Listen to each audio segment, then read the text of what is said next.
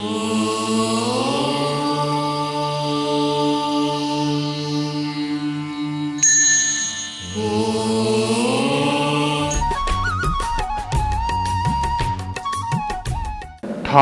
आगम के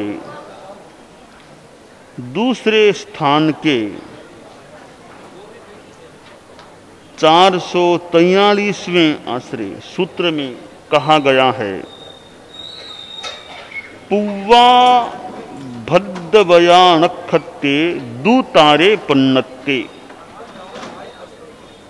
एक बात ठाणंग में बताई गई है, पूर्व भाद्रपद नक्षत्र के 2 तारे हैं। आकाश अनंत है, आकाश का कोई और छोर नहीं होता है। उस आकाश के 2 भाग हो जाते हैं,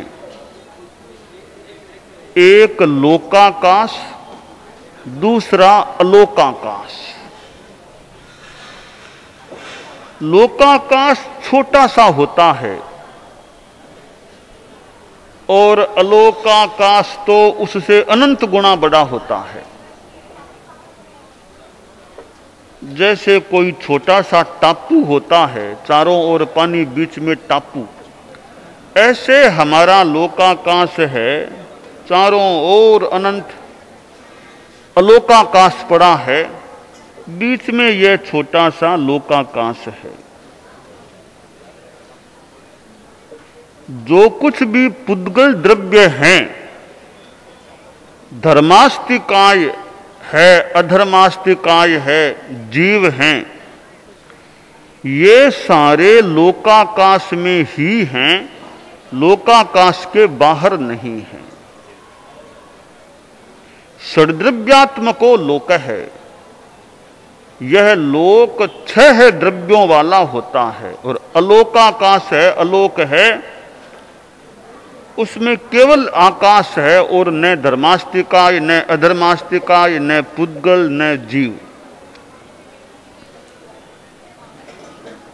लोकाकाश में अनंत जीव होते हैं, सारे सिद्ध जीव हैं, वे लोकाकाश में केवल सिद्ध भी अनंत हैं, संसारी तो और ज्यादा अनंत हैं।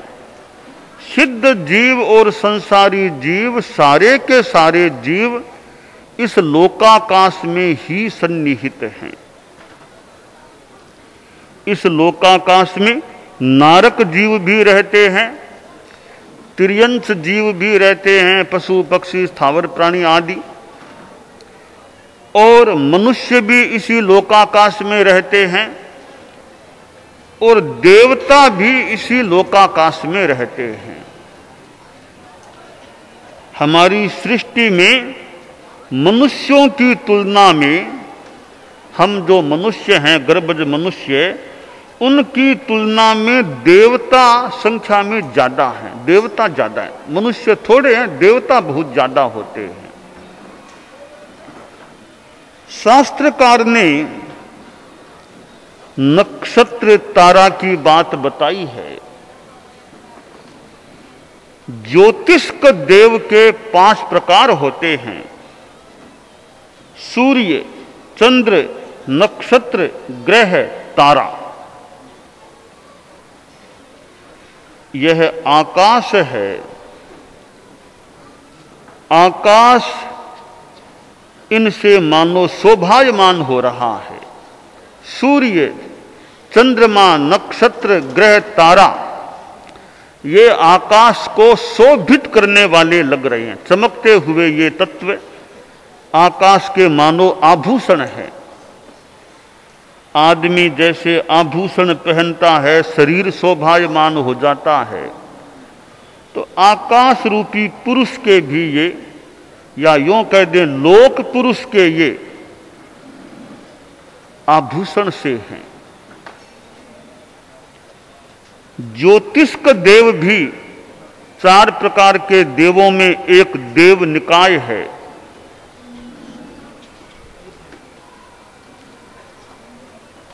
और कल्पना करें और तो वैमानिक देव मान लो न दिखाई दे, पर ज्योतिष के देवों के स्थान तो हमें यहां से भी दिखाई दे देते हैं। सूर्य एक ऐसा तत्व है जो ऊष्मा वाला भी है, तेजस्विता वाला है, साथ में प्रकाश कर है। और हमारे जीवन में भी वह सूर्य का वह प्रकाश का गुण वह परिलक्षित होना चाहिए, पुष्ट होना चाहिए। सूर्य में जो तेजस्विता है वैसी तेजस्विता हमारे जीवन में भी आनी चाहिए। मनुष्य के जीवन में तेज का महत्व होता है। संस्कृत में एक श्लोक आता है, हस्ति स्थूल वपुः सचांकुश वसः किं हस्ति मात्रंकुशः दीपे प्रज्वलिते विनश्यति तमः किं दीपमात्रं तमः वज्रेणापि हताः पतन्ति गिरयः किं वज्रमात्रो गिरिः तेजो यस्य विराजते स बलवान स्थूलेषु कः प्रत्ययः। हाथी कितना बड़ा होता है, विशालकाय होता है। एक छोटा सा अंकुश हाथी को नियंत्रित कर लेता है। दीपक कितना सा छोटा सा होता है, कितने अंधकार को वह नष्ट कर देता है।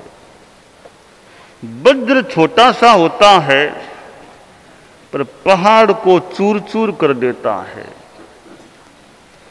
कवि ने कहा कि छोटी छोटी चीजें बड़ों बड़ों को बस में कर लेती है, कंट्रोल में ले लेती है। क्यों ले लेती हैं? उनमें करामात है, तेजस्विता है या शक्ति है।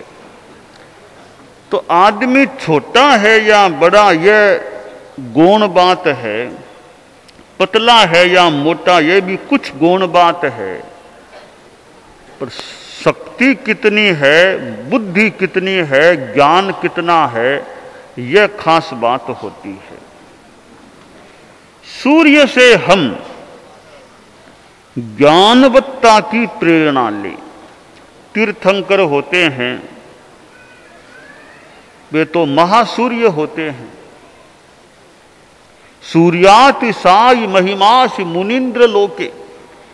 भगवान ऋषभ की स्तुति में आचार्य मानतुंग ने आदिनाथ स्तोत्र या भक्तामर में कहा है कि आप तो सूर्य से भी ज्यादा महिमा वाले हैं। क्यों हैं? हालांकि सूर्य की कोई आसाधना नहीं मानी जाए। नास्तम कदाचिदुपयासिन राहु गम्य है कि यह सूर्य है वो तो शाम को अस्त हो जाता है, फिर अंधेरा हो जाता है, परंतु आप ऐसे सूर्य हैं, ऐसा नहीं कि शाम को अस्त हो जाएंगे। आप तो रात में भी प्रकाश करने वाले होते हैं। न राहु गम्य है, राहु का कोई प्रभाव नहीं पड़ता आप पर। वह सूर्य तो राहु द्वारा भी गम्य है, आप पर राहु की पहुंच नहीं।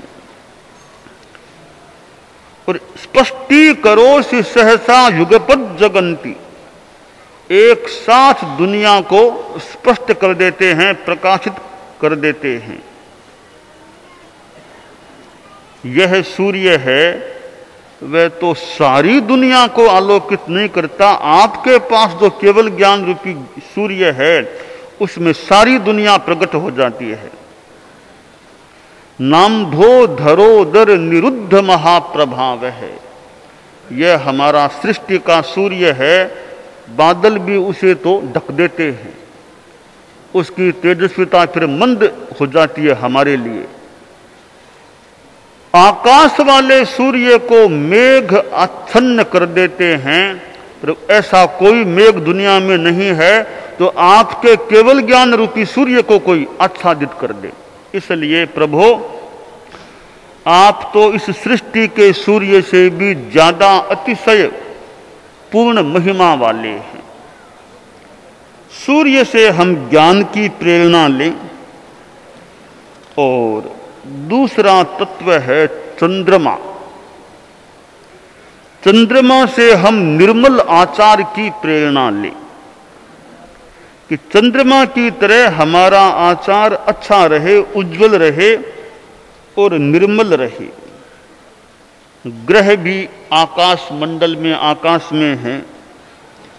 ग्रह, हम ग्रह से यह प्रेरणा लें कि दूसरों की अच्छाइयों को ग्रहण करें, बुराइयों को नहीं, अच्छाइयों को ग्रहण करते रहें।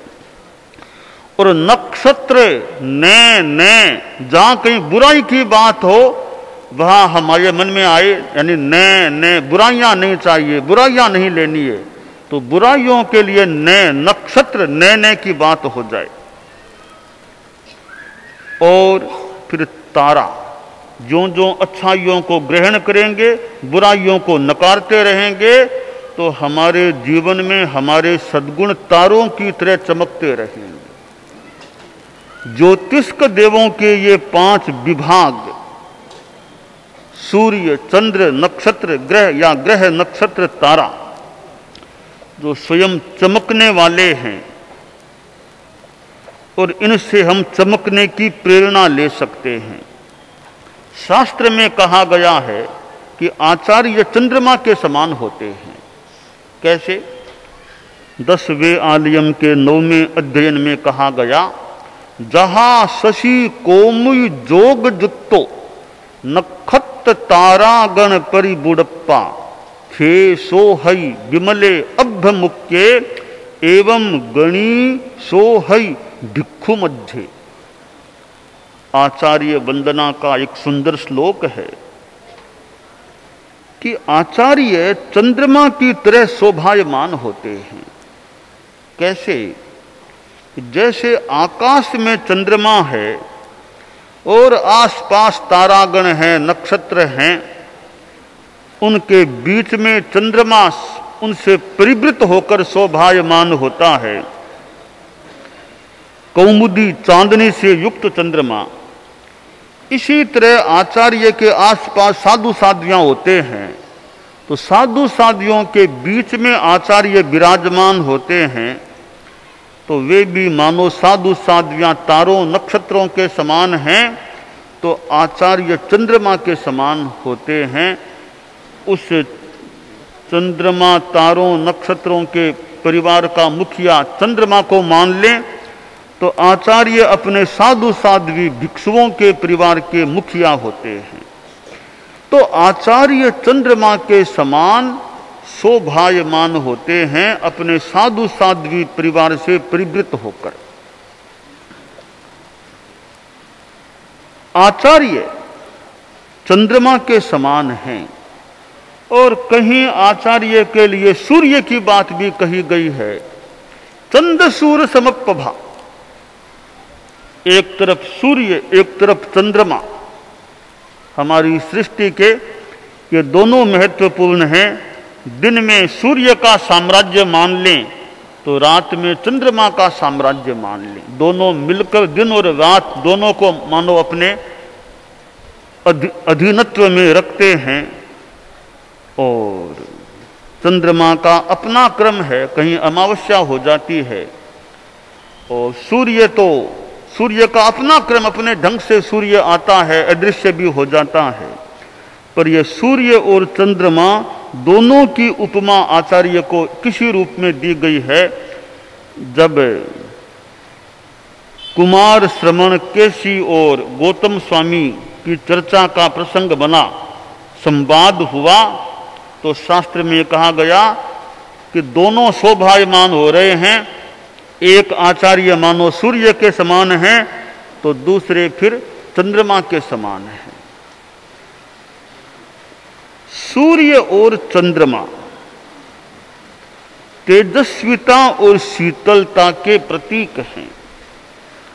हमारे जीवन में कोरी शीतलता, कोरी शीतलता, कोरी शीतलता हो तो वह भी कमी की बात हो सकती है, और कोरी तेजस्विता, उष्मा उष्मा तेजस्विता हो तो वह भी अधूरेपन की बात हो सकती है। अगर पेट में वो अग्नि ठीक नहीं है, अग्नि मन जाए तो गड़बड़ मामला है, फिर भोजन कैसे पचेगा। तो हमारे पेट में अग्नि भी संतुलित होनी चाहिए, पर ठीक वह भी होनी चाहिए। और ज्यादा गर्मी हो जाए पेट में तो भी तकलीफ है, जलन हो जाए तो भी कठिनाई की बात होती है। परम पूज्य आचार्य महाप्रज्ञ जी अंतिम वर्ष में मान लें, पिछले 1-2 वर्षों में मान लें, उनके स्वास्थ्य में जलन की समस्या हो गई थी। फरमाते कि पेट में जलन हो रही है। उदयपुर में चतुर्मास था, उससे पहले भी मुझे स्मरण है, चतुर्मास से पहले भी कुछ समस्या हो जाती शरीर में। बाद में सरदार शहर पधारे, वहां भी वो जलन वाली समस्या। तो ज्यादा उष्मा हो जाए, जलन हो जाए तो भी कठिनाई है स्वास्थ्य के लिए। और अग्नि बिल्कुल मंद हो जाए, भोजन पचे ही नहीं तो भी कठिनाई है। तो हमारे शरीर में अग्नि तत्व भी ठीक चाहिए, उष्मा भी चाहिए, तो शीतलता भी चाहिए। अब दिमाग बहुत ज्यादा गर्म हो जाए, गर्मी गर्मी लगे, तो वह भी ठीक नहीं। संतुलित रूप रहना चाहिए कि दिमाग अपने स्तर तक ठंडा भी रहे, शांत भी रहे। तो ये चंद्रमा और सूर्य, सूर्य और चंद्रमा, तो सूर्य की तेजस्विता और चंद्रमा की शीतलता, इन दोनों का संतुलित समावेश हमारे शरीर में, हमारे मन में, हमारे जीवन में रहे तो संभवतः हमारा जीवन का क्रम ठीक रह सकता है। आनंद श्रावक था, भगवान महावीर का एक प्रमुख श्रावक। हम उसके जीवन को देखें, वह गृहस्थता श्रावक था।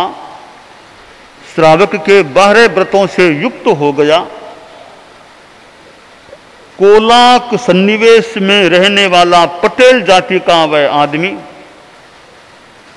और इतना संपन्न था कि 12 करोड़ स्वर्ण मुद्राएं उसके पास में थी। 12 करोड़ स्वर्ण मुद्राएं, 40,000 गायें उसके पास में थी। कितना बड़ा गोकुल था। इतना संपन्न आदमी था, फिर भी जीवन में 12 व्रतों का भी योग अपना लिया। तो एक संतुलन हो गया कि गार्हस्थ्य भी है, साथ में धर्म भी है, संयम भी है, और जीवन के अंत में अनशन भी स्वीकार कर लिया।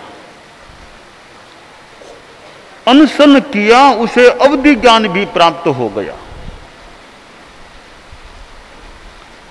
अवधि ज्ञान प्राप्त हुआ। गौतम स्वामी ने सुना कि आनंद को अवधि ज्ञान हो गया, तो वे भी आनंद के वहां पधार गए। आनंद ने पूछा, मुनि प्रवर, अनशन में यूं गृहस्थ को अवधि ज्ञान हो सकता है क्या? गौतम स्वामी ने कहा, हां हो सकता है। तो आनंद बोला कि महाराज मुझे भी अवधि ज्ञान हुआ है। आप देखिए, मैं अपने अवधि ज्ञान से पूर्व, पश्चिम व दक्षिण में 500 योजन लवण समुद्र के अंदर तक देख सकता हूं, जान सकता हूं। उत्तर में चूल हिमवंत पर्वत तक मैं देखता हूं, जानता हूं। ऊपर में पहला देवलोक सौधर्म तक मैं जानता हूं, देखता हूं। नीचे में प्रथम नरक के लवलुच्य नामक नरकवास तक मैंने जान लिया, देख लिया है। ये बातें बताई। गौतम स्वामी ने कहा, अरे मिथ्या बात मत किया करो, मिथ्या बात मत कहो। तुम अनशन में और मिथ्या बात नहीं करनी चाहिए, गलत नहीं बोलना चाहिए। इतना बड़ा अवधि ज्ञान श्रावक को हो नहीं सकता। गृहस्थ श्रावक है, अवधि ज्ञान हो तो सकता है, इतना बड़ा जितना तुमने बताया है उतना अवधि ज्ञान गृहस्थ को हो नहीं सकता। बोला आनंद तुम आलोचना करो, गलत बात कर दी है। आनंद ने कहा कि महाराज आलोचना सच बोलने वाले को आती है या मिथ्या बोलने वाले को? गौतम ने कहा आती तो मिथ्या भाषी को, तब आलोचना आप ही कीजिए।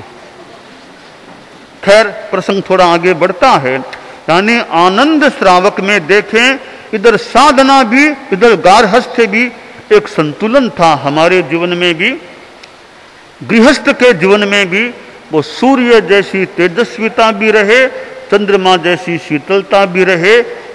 तेजस्विता और शीतलता का यथा योग्य संतुलन हमारे जीवन में रहना चाहिए।